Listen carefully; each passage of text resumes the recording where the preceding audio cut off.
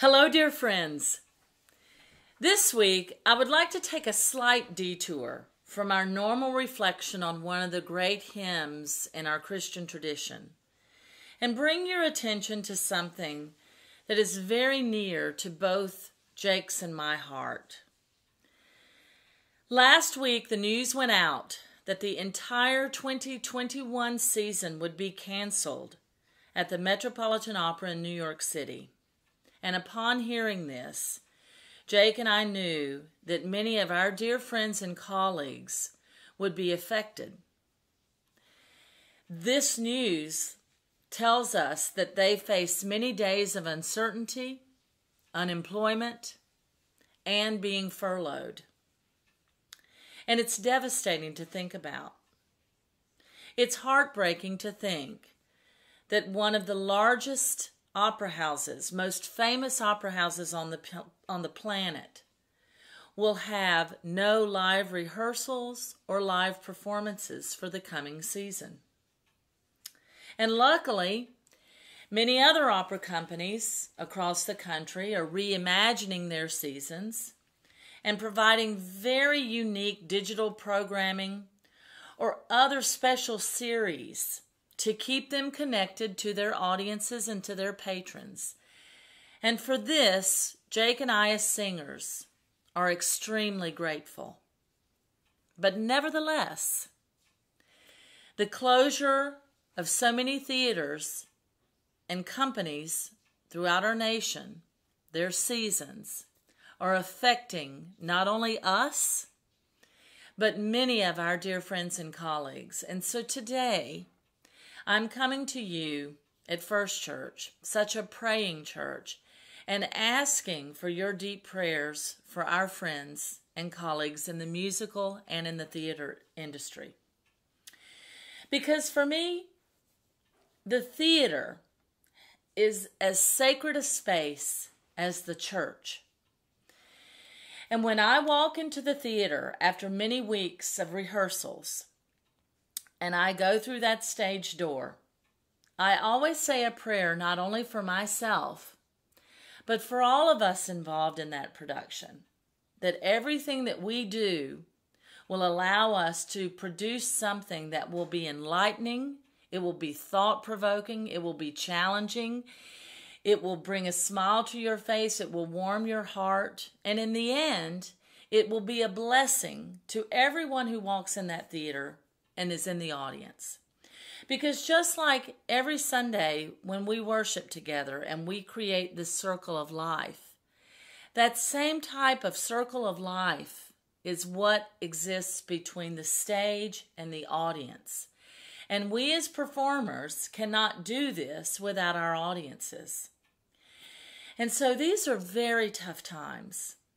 And I just want to ask you and our congregation to not only keep Jake and me in your prayers, but to keep so many people who are looking out at a bleak year and next year and possibly year after that. It's going to be hard. And we can support them in our prayers.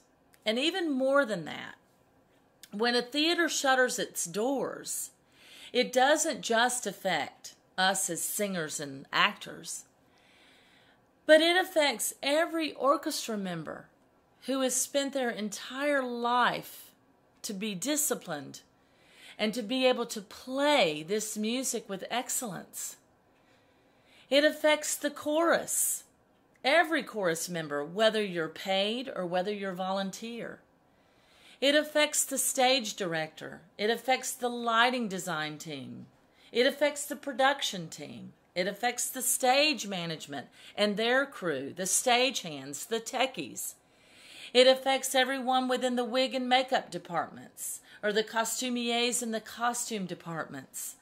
And then you think about the fact that it affects the ushers, the concession workers, the parking attendants.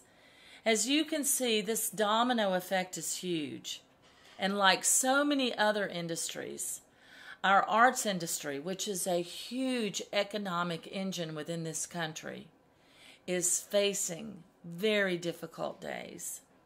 And so, yes, I ask you today to continue to remember all of us in your prayers. But also, I want to challenge you now to get you thinking. You know me, I'm always wanting you to think. But I want you to think about the days ahead, as I say, when we get to the other side of these corona days. And these companies and these theaters will start opening back up. How you can be a part of that regeneration. And I'm not just talking about making a donation to these companies, which is wonderful and necessary. But I'm also asking you to consider buying a ticket or buying a subscription as a part of a series and expanding your artistic horizons. Because right up the road from First Church, we have the Roanoke Opera, Opera Roanoke. We have the Roanoke Symphony. We have Charlottesville Opera. Across the state in Norfolk, we have the Dear Virginia Opera.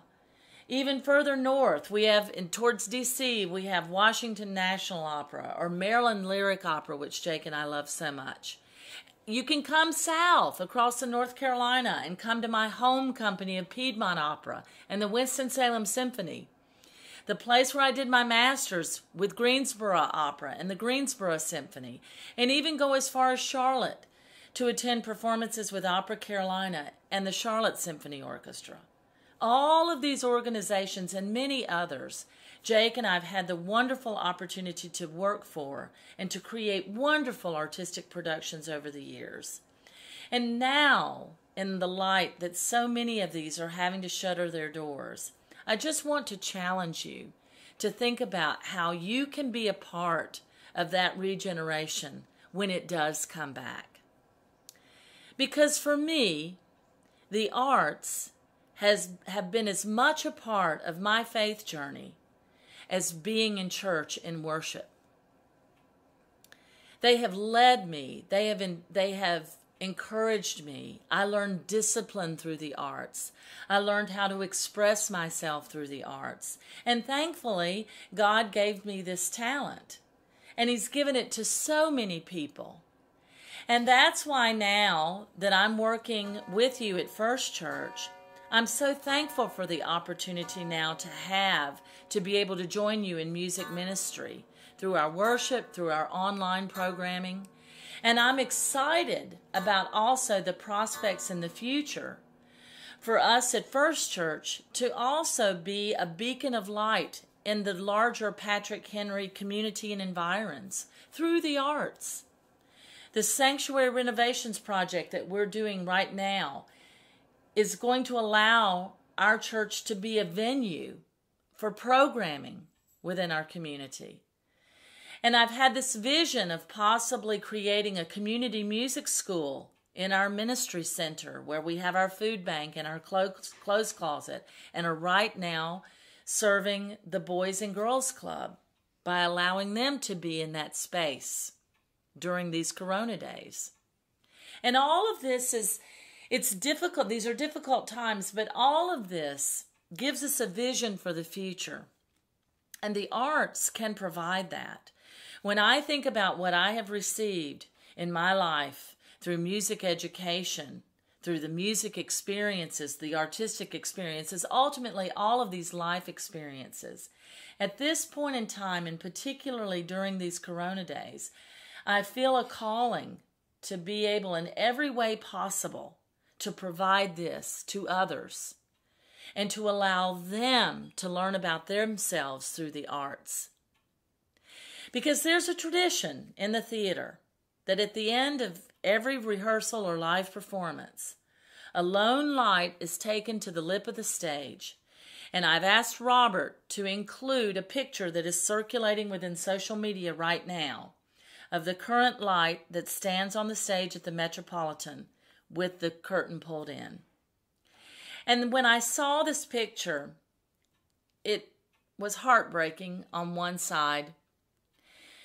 But on the other side of that coin, it reminded me of the many times when I've been in the theater and I would go and look at that light at the end of a rehearsal and a performance to give me hope and to remind me of why I was there.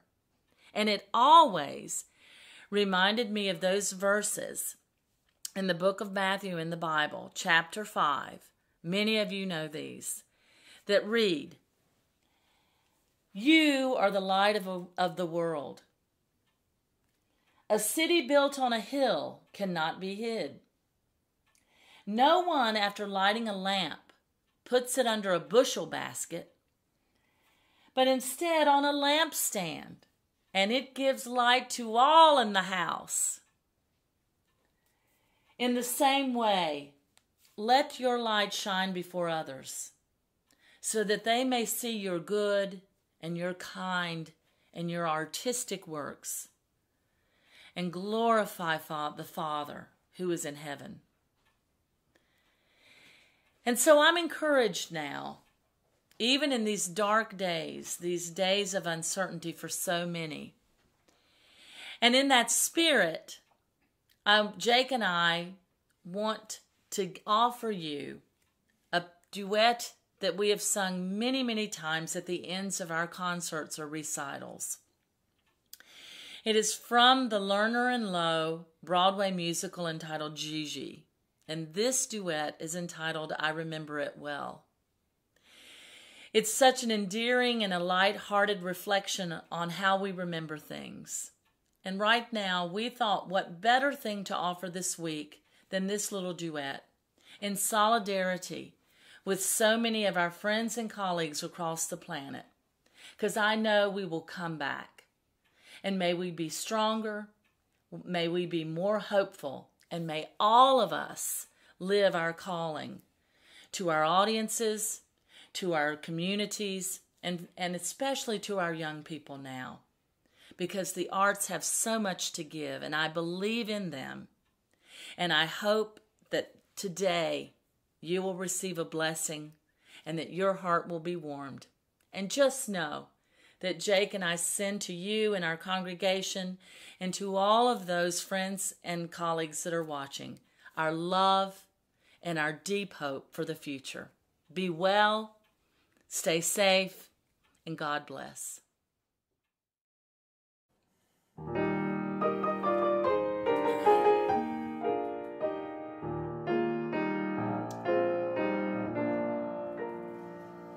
We met at 9. We met at 8.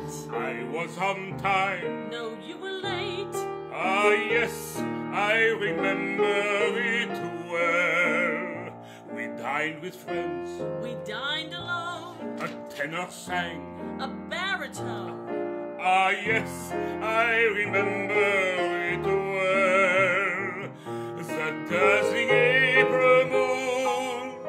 There was none that night, and the month was June. That's right, that's right. It warms my heart to know that you remember still the way you do.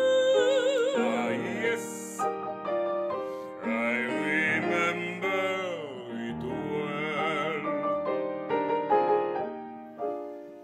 How often I've thought of that Friday Monday night when we had our last rendezvous.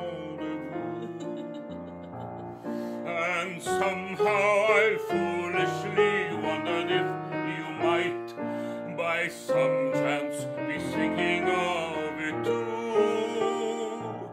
That carriage ride, you walked me home. you lost a glove. I lost a coat. Ah, yes, I remember it well.